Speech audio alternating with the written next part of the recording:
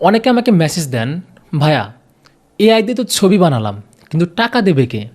এই ক্লায়েন্ট বা বায়ারটাকে। ক্লায়েন্ট বা বায়ার মানে হচ্ছে কাস্টমার, অর্থাৎ যে ব্যক্তি বা প্রতিষ্ঠান আপনাকে কাজের বিনিময়ে টাকা দিয়ে থাকে।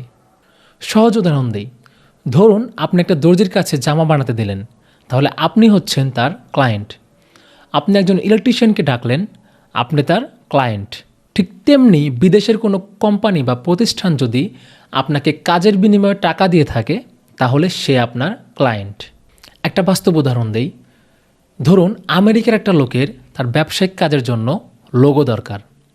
সে যদি ওই দেশের কোনো ডিজাইনার বা প্রতিষ্ঠান থেকে লোগোটি ডিজাইন করতে চান, তাহলে তার $200 লাগবে। কিন্তু আপনি বাংলাদেশে বসে এআই ব্যবহার করে মাত্র $20 বিনিময়ে ঠিক একই কোয়ালিটির একটা লোগো ডিজাইন করে দিলেন এবং সে আপনাকে টাকা দিল।